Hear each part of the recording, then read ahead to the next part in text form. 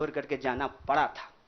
और उस वक्त जो लोग अंग्रेज से पेंशन ले रहे थे, माफी मांग रहे थे, वो आज एनसीईआरटी की किताब बदल रहे हैं कि अपना नाम भी हम बीरो में लिखवा लें। इसीलिए मैं कह रहा हूं कि उस इतिहास को, उस चिंतन परंपरा को बचाने की जरूरत है। पार्टी अगर उस सिद्धांत पे चलेगी, संविधान के प्रियम्बल को रक्षा करने की कोशिश करेगी, पार्टी भी बचेगी और पार्टी सत्ता में भी आएगी। ऐसा मेरा उम्मीद है, ऐसे मेरी आशा है। Jainendra from ABP, can you please come forward and ask. हाँ, पूछिए जरा, एक सवाल पूछिए। हम एक आग्रह करें, आप लोग ना लड़ाई नहीं लगवाइए हमारे दोस्त के बीच में। भोरे से जो है ट्विटर पे आप लोग क्या क्या जो चला दिए हैं, और लोग हमको पूछ रहा है कि जिग्नेश का नाम काहे नहीं ट्रेंड कर रहा है। मैं आपसे ही आग्रह कर रहा हूं, हम ना अलग अलग लोग नहीं हैं, यह मंच आपस में बटा हुआ नहीं है। तो सवाल जो है, सारा तोप का गोला जो है हमारे तरफ ही नहीं हो, मंच के तरफ मुखातिब हो, मैं भी जवाब दे दूंगा। Yes, Jainendra ji please ask your question.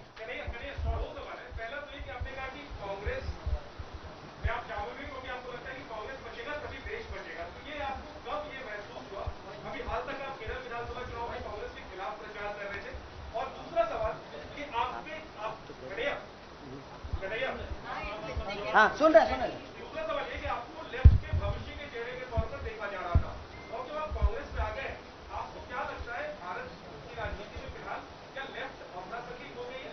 मैं चाहता हूँ दोनों पे डिटेल करें। बड़ा जैनेंद्र भाई बड़ा वैचारिक सवाल पूछे हैं, बहुत बहुत शुक्रिया जैनेंद्र भाई। एक तो देखिए, हमारी जो ये नई पार्टी है, इस पार्टी के जो संगठन के महासचिव हैं वो केरल से ही हैं। इनसे आप चाहें तो अकेले में भी पूछ लीजिएगा, कांग्रेस पार्टी के खिलाफ हमने एक शब्द नहीं बोला था। हम कांग्रेस पार्टी के खिलाफ भी बोले हैं, लेकिन केरल के विधानसभा चुनाव में नहीं, जेएनयू के प्रेसिडेंशियल स्पीच में बोले थे। देखिए, हमको हमारा इतिहास पता है और हम यही कहते हैं, इतिहास को तोड़ा और मरोड़ा नहीं जा सकता है। इतिहास इतिहास होता है। इतिहास कोई कागज पे लिखे हुए शब्द होते हैं कि आप उसको जो है इरेजर से मिटा दीजिएगा। केरल के विधानसभा चुनाव में कांग्रेस पार्टी के खिलाफ नहीं बोले थे। आपने पूछा कि कब इसको आपको ऐसा महसूस हुआ। देखिए, महसूस तो मुझे राजनीति में आए हुए 18 साल हो गए हैं, और मैंने हमेशा यह महसूस किया कि कहीं ना कहीं इस देश की जो राजनीतिक विरासत है वो भटक गई है। भूल भुलैया नहीं होता है, राइट लेफ्ट सेंटर घूमने लगा है, और पता ही नहीं चल रहा है कि एक्चुअल आइडियोलॉजिकल पोजीशनिंग कहां है, उसके थ्रेड्स कहां पे हैं। तो मैं, जैनेंद्र भाई, आपने वैचारिक सवाल पूछा है, एक ऐतिहासिक तथ्य आपसे साझा करता हूं। मैं ऑल इंडिया स्टूडेंट फेडरेशन का मेंबर था कल तक। वो ऑल इंडिया स्टूडेंट फेडरेशन 1936 में बना, और उस इतिहास जाकर के देख लीजिएगा। उसका जो इनॉग्रल सेशन था, पंडित जवाहरलाल नेहरू का उसमें भाषण हुआ था, और उस वक्त देश के जितने भी नौजवान थे, सुनने में थोड़ा अजीब लग सकता है हमारे कुछ साथियों को, लेकिन अपने विद्यार्थी के होने के जमाने में अटल बिहारी वाजपेयी भी शामिल हुए थे, बाद में निकाल दिया गया था। मतलब अंग्रेजों के खिलाफ जो छात्रों का संघर्ष हो रहा था, सभी विचारधारा के लोग उसके सदस्य थे। और आपके यूपीआई के ऊपर लिंक चला जाएगा, आप सिंपली वहां पर पे इसको कर सकते हैं। इसके बाद दोस्तों अब बात करते हैं कि जब आपके पास पैसे हो जाएंगे तो विड्रॉ आप कैसे करोगे।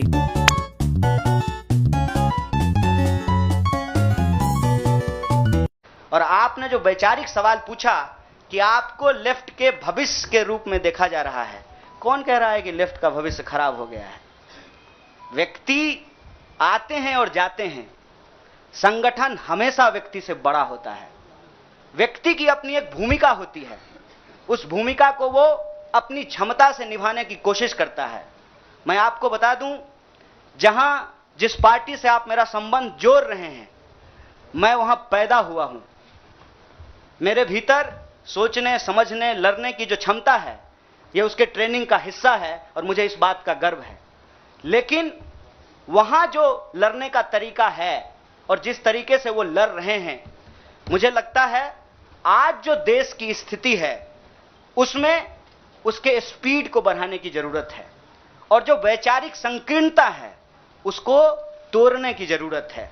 मैं आपको एक बात बताना चाहता हूं, मैं अपने कई साथियों से पूछा कि क्या भगत सिंह की जयंती देश के सभी संगठनों को नहीं मनाना चाहिए, और क्या गांधी की तस्वीर सभी संगठनों के कार्यालय में नहीं होना चाहिए? ये हमारा इतिहास है, ये हमारी विरासत है। कुछ लोग बहुत चालाकी से विचारधारा की खोल में यह जो हमारी ऐतिहासिक विरासत और परंपरा है इसको आपस में उलझाने की कोशिश करते हैं।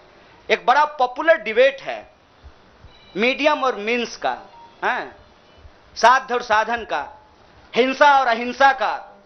तो मैं आपके सामने इस सदन के समक्ष यह बात कहता हूं, जब भगत सिंह कहते हैं कि बम और पिस्तौल इनकलाब नहीं ला सकता है, मतलब भगत सिंह हिंसा का निषेध कर रहे हैं, वायलेंस को निगेट कर रहे हैं। और जब बापू कहते हैं, महात्मा गांधी कहते हैं करो या मरो, मतलब वो व्यक्ति के ऊपर होने वाली हिंसा को स्वीकार कर रहे हैं और अहिंसा को निगेट कर रहे हैं। देश की अर्जेंसी क्या है, इस बात को समझिए।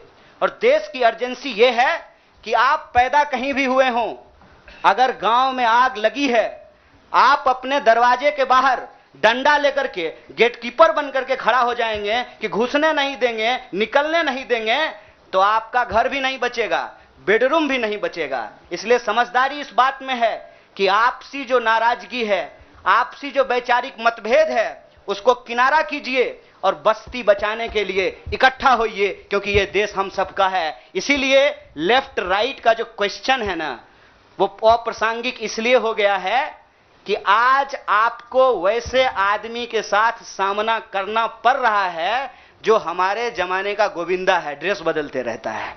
इसीलिए इस वैचारिक भ्रम में नहीं पड़िए, देश बचाइए, संविधान बचाइए, यही हमारा लक्ष्य है। Siddharth from ANI, Siddharth please go ahead and ask.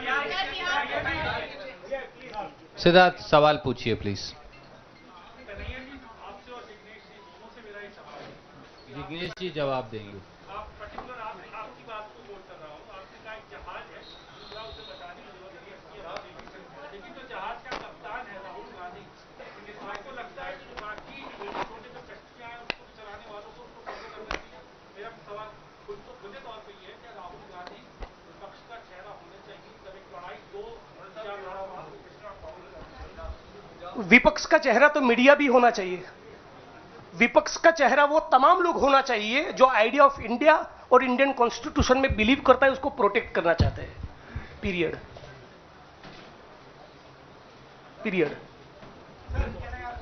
Thank you. I have to see, it's been over an hour. बहुत सारे साथी अलग अलग दोनों से बात करना चाहते हैं। I am going to wind up this press conference. Thank you so much.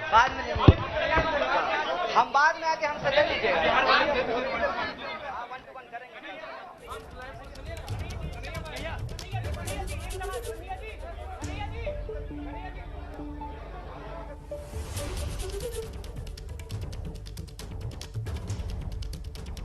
तो कांग्रेस की प्रेस कॉन्फ्रेंस, कन्हैया कुमार को आपने सुना, सिर्फ देश को कांग्रेस ही बचा सकती है। एक लंबा चौड़ा भाषण उन्होंने एक प्रश्न के जवाब में दिया जब एबीपी न्यूज के संवाददाता ज्ञानेंद्र ने उनसे वैचारिक मतभेद को लेकर सवाल पूछा कि अभी तक आप कांग्रेस का विरोध करते रहे, लेफ्ट में रहे, और अब आपको कांग्रेस सबसे महान पार्टी लग रही है। तो लेफ्ट में वैचारिक संकीर्णता है, कन्हैया कुमार का ये बड़ा बयान प्रेस कॉन्फ्रेंस में। अभी कुछ देर पहले कन्हैया कुमार, केसी वेणुगोपाल और रणदीप सुरजेवाला की मौजूदगी में कांग्रेस की उन्होंने सदस्यता ली है। सीपीएम से लगातार उनकी जो नाराजगी चल रही थी, उसके बाद ये एक बड़ा कदम कन्हैया कुमार ने उठाया है।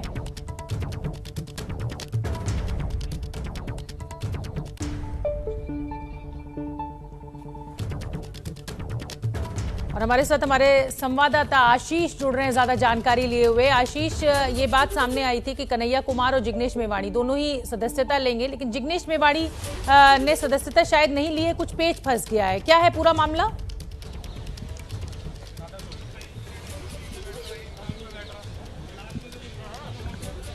आशीष, क्या आप मुझे सुन पा रहे हैं?